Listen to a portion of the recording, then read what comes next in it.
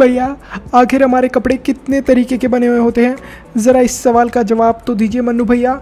मैं हमेशा अपने मम्मी से और पापा से पूछता हूँ कि मेरे कपड़े किस चीज़ के बने हुए हैं। हमारे कपड़े बहुत सारे वैरायटी ऑफ मटेरियल्स के बने हुए होते हैं। हमारे जो कपड़ों का फैब्रिक होता है वो या तो कॉटन या फिर सिल्क या वूल या पॉलिस्टर का बना हुआ होता है। अच्छा भैया, थैंक यू सो मच। लेकिन आखिर हमारे कपड़े बनते कैसे हैं, ज़रा बिल्कुल शुरू से बताइए ये प्रोसेस। इस सवाल का जवाब जानने के लिए तुम्हें पढ़ना पड़ेगा क्लास 6 का chapter number 3 fibre to fabric. उससे पहले तुम चैनल को सब्सक्राइब कर लो और इस वीडियो को लाइक भी कर देना। ठीक है भैया, मैं अभी चैनल को सब्सक्राइब कर लेता हूँ, वीडियो को भी लाइक कर देता हूँ और अपने दोस्तों को भी बताऊँगा आपके चैनल के बारे में। अब ज़रा पढ़ा तो दीजिए। ठीक है, तो आज हम लोग पढ़ेंगे फाइबर टू फैब्रिक। हमें पता है कि हमारे कपड़े बहुत डिफरेंट टाइप के मटेरियल्स के बने हुए होते हैं, जिनमें से कुछ मटेरियल्स होते हैं कॉटन, सिल्क, वुल और पॉलिस्टर। ये जो फैब्रिक्स हैं इन्हें यार्न करके बनाया जाता है। ये प्रोसेस को हम लोग समझते हैं। तो यार्न क्या होता है? यार्न होता है एक defined long twisted continuous strand composed of interlocked fibers or filament which are used in knitting and weaving to form clothes। तो आप देख सकते हो यार्न किस तरीके का दिखता है आपकी स्क्रीन के ऊपर। इन चीज़ों को सिलकर और बुनकर शेप में लाकर हमारे कपड़े बनाए जाते हैं। फाइबर्स क्या होते हैं? फाइबर्स होते हैं थिन थ्रेड, मतलब पतले पतले धागे जिससे एक यार्न बनाया जाता है, और इन्हें ही हम लोग क्या बोलते हैं? फाइबर्स बोलते हैं। आखिर ये फाइबर्स आते कहाँ से हैं? हम बिल्कुल शुरू से समझने वाले हैं कि ये जो धागे हैं ये आते कहाँ से हैं। तो फाइबर्स को ब्रॉडली 2 कैटेगरीज़ के अंदर डिवाइड करा गया है। फर्स्ट कैटेगरी है नेचुरल फाइबर्स, वो वाले फाइबर जो नेचुरली बनते हैं। सेकेंड कैटेगरी है सिंथेटिक फाइबर, वो वाले फाइबर्स जो मैन मेड, मतलब इंसान बनाते हैं फैक्ट्रीज़ के अंदर। तो नेचुरल फाइबर्स क्या होते हैं? नेचुरल फाइबर्स आते हैं हमारे प्लांट्स से, एनिमल्स से, और ये वाले फाइबर्स नेचुरली प्रेजेंट होते हैं। Fibres that comes from plants and animals are called natural fibres. Example क्या हो गया? जैसे आपका जूट हो गया, कॉटन हो गया, ये सब कहाँ से मिलते हैं? प्लांट्स से मिलते हैं। सेकेंड आपका वुल हो गया, वुल आपको एनिमल से मिलता है। एनिमल के जो बाल होते हैं, हेयर होते हैं, जिन्हें हम लोग साइंस की लैंग्वेज में फ्लीसीज बोलते हैं, FLEECE, फ्लीस, उनसे मिलता है हमें। और ये फ्लीस कौन कौन से एनिमल्स के हम लोग काट कर अपने क्लोथ्स बना पाते हैं? जैसे आपके गोट हो गई, शीप हो गई, शीप से हम लोग वुल ले लेते हैं, तो ये कुछ फ्लीसेस होते हैं। और यहाँ तक कि जो याक हो गए, रैबिट हो गए और कैमल हो गए, इनके भी फ्लीसीस, मतलब इनके भी हेयर के पीसीस से हम लोग अपने क्लोथ्स बनाते हैं। सोचो, इसी के साथ सिल्क के भी आपने क्लोथ्स सुने होंगे। सिल्क के क्लोथ्स को पहनना या फिर बनाना थोड़ा सा लेंदी प्रोसेस होता है, क्योंकि हम लोग सिल्क को लेते हैं कुकून ऑफ सिल्क वॉर्म से। अब समझते हैं हम लोग सिंथेटिक फाइबर्स के बारे में। फाइबर्स, सिंथेटिक का मतलब होता है वो चीज़ जो कि इंसान ने बनाई है। तो सिंथेटिक फाइबर्स का मतलब होगा वो वाले फाइबर्स जो कि केमिकली फैक्ट्री के अंदर बनाए गए हैं। Fibres that are made by chemical substance, for example substance that are not found directly in nature are known as synthetic fibres. वो वाले फाइबर्स होते हैं ये जो नेचुरली प्रेजेंट नहीं होते, केमिकल्स की मदद से इन्हें बनाया जाता है। इनके एग्जाम्पल्स को बच्चों ज़रूर नोट करें, नायलॉन, आर्क्लिक और पॉलिएस्टर, ये 3 एग्जाम्पल्स हैं इनके। हम लोग अब नेचुरल फाइबर्स और सिंथेटिक फाइबर्स के बीच का थोड़ा डिफ्रेंसिएशन देखते हैं। फर्स्ट पॉइंट है हमारा, they are good absorbent and so able to absorb heat, temperature, cold, sweat, depending on condition and nature of fibre. तो जो हमारे नेचुरल फाइबर होते हैं ये गर्मी को, सर्दी को, पसीने को बहुत ही आसानी से एब्जॉर्ब कर लेते हैं। तो इनको हम लोग गर्मी में भी पहन सकते हैं, सर्दी के अंदर भी अच्छी कंडीशन में हम लोग इन्हें पहन सकते हैं। तो नेचुरल फाइबर्स काफ़ी अच्छे होते हैं। इसी के साथ जो सिंथेटिक फाइबर्स होते हैं इनके अंदर ज़्यादा छेद नहीं होते, क्योंकि ये क्या होते हैं, ये केमिकल से बने हुए होते हैं, नेचुरल चीज़ों से नहीं बने होते। तो इस वजह से ये स्वेट वगैरह जैसे आपका पसीना हो गया, इसको एब्जॉर्ब नहीं कर पाते। इसी के साथ जो नेचुरल फाइबर्स होते हैं ये नेचर के अंदर पाए जाते हैं, मतलब नेचुरली हम लोग किसी भी प्लांट से या एनिमल से इन्हें ले सकते हैं। लेकिन जो सिंथेटिक फाइबर्स होते हैं ये मैनमेड होते हैं, इन्हें इंसान बनाते हैं। कहाँ पर? लैब के अंदर, साइंटिफिक लैबोरेटरीज के अंदर। These fibres are man made और सिंपली प्रिपेयर्ड इन लैब। इसी के साथ नेचुरल फाइबर का एक और पॉइंट है, जो नेचुरल फाइबर्स होते हैं बहुत कंफर्टेबल होते हैं, कंफर्टेबल टू वियर, मतलब इनको हम लोग बहुत आराम से पहन लेते हैं। अगर आप कॉटन की कोई शर्ट पहनेंगे या फिर टी शर्ट डालेंगे तो वो बहुत कंफर्टेबल होगी, आपको वो चुभेगी नहीं, बहुत ही आपको आरामदायक होगी। लेकिन जो सिंथेटिक फाइबर्स होते हैं ये थोड़े से कंफर्टेबल नहीं होते। वैसे तो ज़्यादातर सिंथेटिक फाइबर्स को इस तरीके से बनाया जाता है कि वो कंफर्टेबल हों, लेकिन वो कंफर्टेबल नहीं लगते, हमें रैशेज़ वगैरह हो जाते हैं, या फिर सिंथेटिक फाइबर के क्लोथ्स पहनने से हमें कुछ ना कुछ प्रॉब्लम देखने को मिलती है। तो यहाँ पर जो नेचुरल फाइबर्स होते हैं इनके अंदर स्पिनिंग का प्रोसेस रिक्वायर्ड नहीं होता फॉर फिलामेंट प्रोडक्शन के लिए, और जो हमारे सिंथेटिक फाइबर्स होते हैं इनको मेल्ट ड्राई स्पिनिंग प्रोसेस के थ्रू बनाया जाता है, जिससे कि इनका फिलामेंट का प्रोडक्शन हो पाए। इसी के बाद हमें ये भी बताया गया है कि जो नेचुरल फाइबर्स होते हैं इनकी जो लेंथ होती है वो ज़्यादा लंबी हमें देखने को नहीं मिलती, क्योंकि ये नेचुरली ऑब्टेन करे जाते हैं। कभी किसी पेड़ से ऑब्टेन कर लिया, या फिर हमें कहाँ पर जैसे किसी एनिमल से ऑब्टेन कर लिया, तो बहुत ज़्यादा बड़े बड़े ये नहीं होते। लेकिन जो सिंथेटिक फाइबर्स होते हैं इनकी लेंथ को कंट्रोल करा जा सकता है, क्योंकि ये तो इंसान बना रहे हैं। तो मान लो किसी को बहुत लंबे जैसे 10 फीट या 15 फीट लंबे रोप की ज़रूरत है, या फिर किसी क्लोथ की ज़रूरत है मैन मेड, तो वो बना सकते हैं। लेकिन अगर हम लोग नेचुरली देखें कि हमें कॉटन 10 फीट का चाहिए तो वो प्रेजेंट नहीं होगा। तो ये कुछ प्रॉब्लम्स है जो हमें देखने को मिलती है नेचुरल फाइबर और सिंथेटिक फाइबर के बीच में। ये हमने कुछ पॉइंट्स के थ्रू इसको अंडरस्टैंड करा। तो यहाँ पर हम लोग प्लांट फाइबर्स के बारे में पढ़ने वाले हैं। जो फर्स्ट प्लांट फाइबर है वो है कॉटन।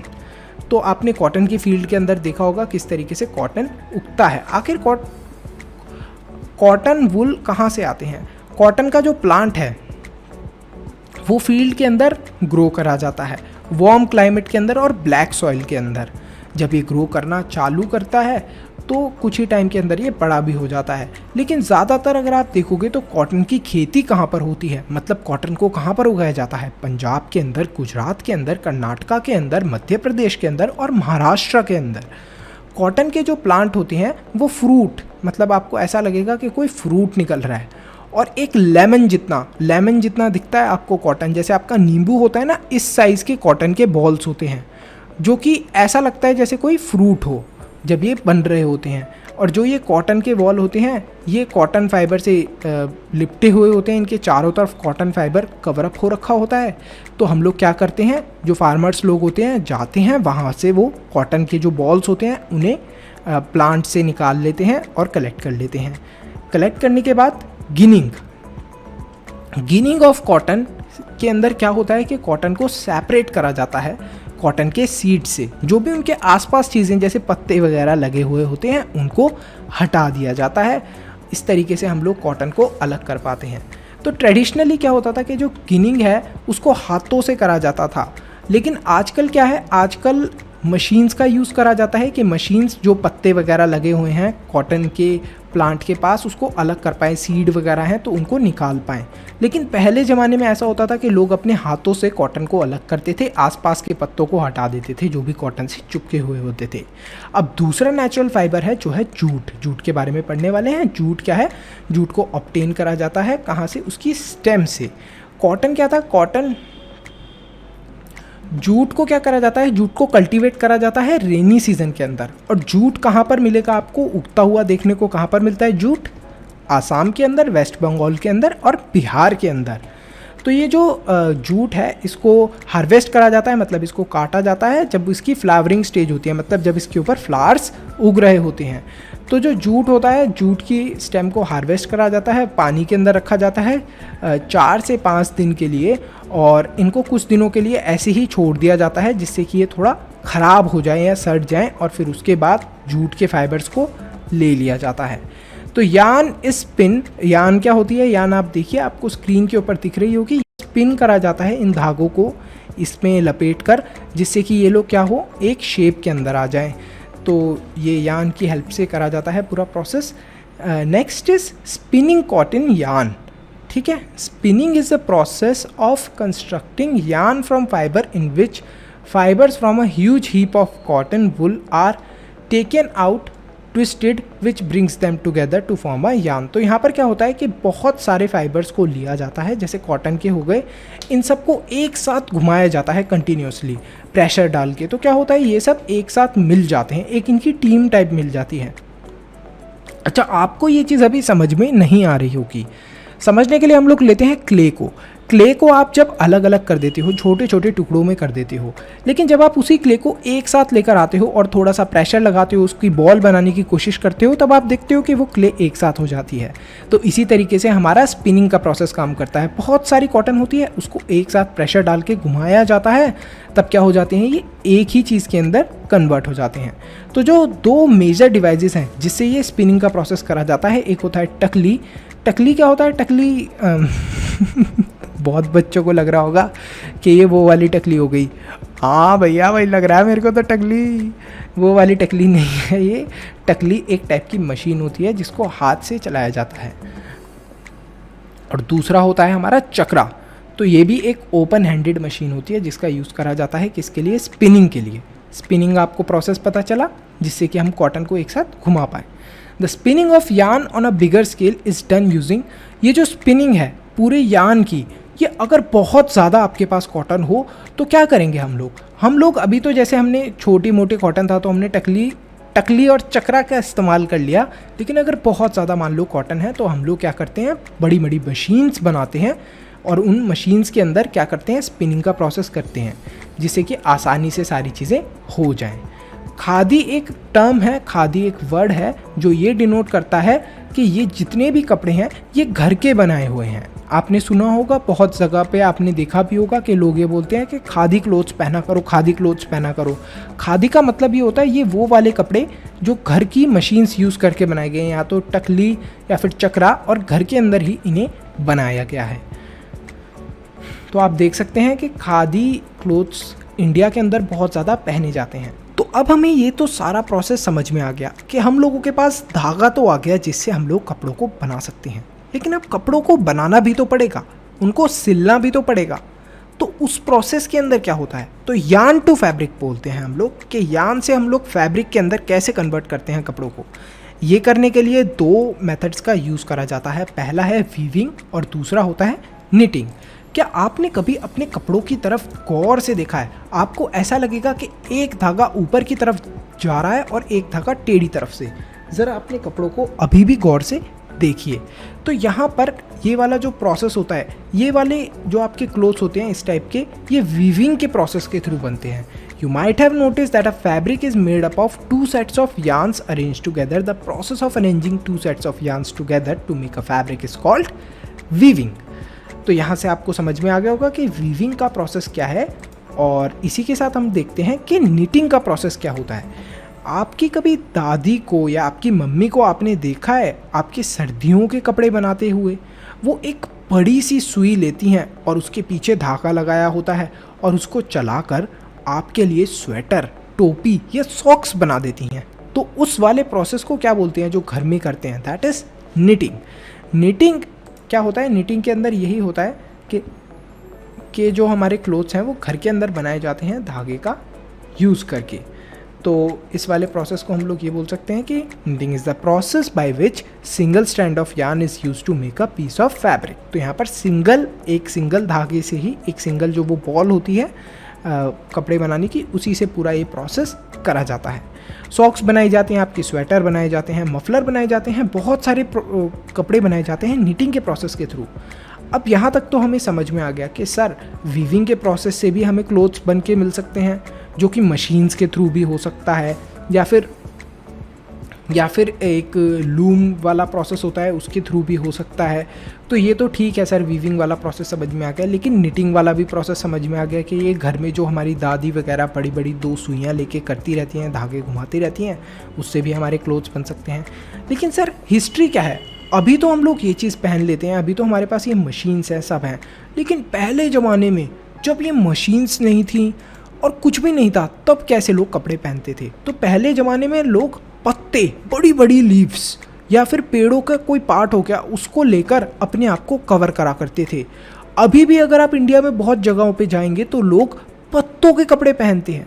लेकिन जैसे ही धीरे धीरे करके लोग इंटेलिजेंट होना स्टार्ट हुए, थोड़ा स्मार्ट होना स्टार्ट हुए, तो उनको समझ में आया कि किस तरीके से वीव करना है, मतलब किस तरीके से कपड़े बनाने हैं। और उन लोगों ने क्या करा, ग्रास हो गई और कुछ पत्तियां हो गई और कुछ उन लोगों ने मैट्स बनाना चालू करे, दरी वगैरह, बास्केट्स बनाना चालू करी, एनिमल हेयर और फ्लीसिस का यूज़ करा उन्होंने और बहुत सारी डिफरेंट चीज़ें उन्होंने बनाई। धीरे धीरे करके वो कपड़े बनाना सीख गए और उन्होंने कपड़े बनाए। अब जो ये जो है हमारा कॉटन है, कॉटन अगर आप देखोगे तो ये जो गंगा वाले एरिया हो गए, वहाँ पर आपको बहुत ज़्यादा उगता हुआ दिख जाएगा। गंगा जो नदी है हमारी, उनके आसपास बहुत सारे कॉटन के आपको फील्ड्स देखने को मिल जाएंगे। तो एक और प्लांट होता है जिसका नाम होता है फ्लैक्स, जो कि क्या होता है, नेचुरली फाइबर्स प्रोवाइड करवाता है। ठीक है, जो अर्ली इजिप्शियन लोग थे वो लोग कॉटन और फ्लैक्स का यूज़ करा करते थे अपने फैब्रिक्स बनाने में। और ये जो प्लांट है ये कहाँ पर उगते थे? Near river Nile. But in those days people were not aware of the process of stitching. लेकिन उस समय लोग स्टिचिंग का प्रोसेस नहीं जानते थे। स्टिचिंग क्या होता है? सिलने वाला प्रोसेस।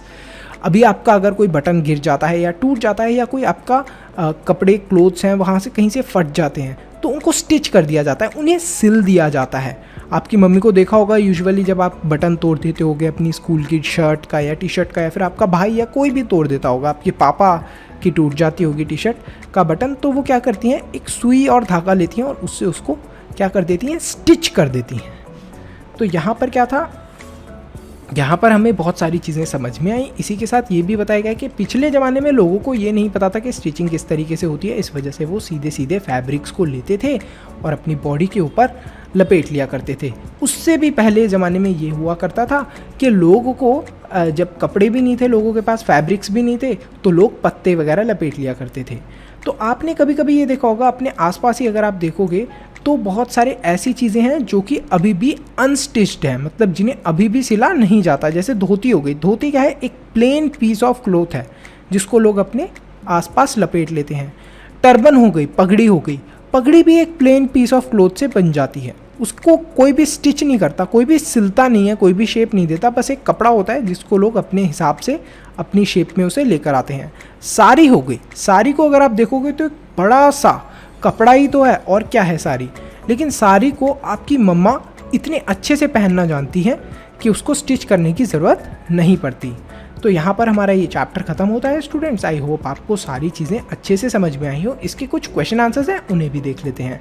तो यहाँ पर ये दिया गया है हमें question, classify the following fibres as natural और सिंथेटिक फाइबर। तो यहाँ पर nylon, wool, cotton, silk, polyester, jute. तो यहाँ पर जो हमारा पॉलिस्टर हो गया और जो हमारा नायलॉन हो गया, ये क्या हो गए हमारे सिंथेटिक, मैन मेड वाले हो गए। वुल क्या होता है हमारा? नेचुरल। कॉटन भी नेचुरल होता है, सिल्क भी नेचुरल होता है और जूट भी नेचुरल होता है।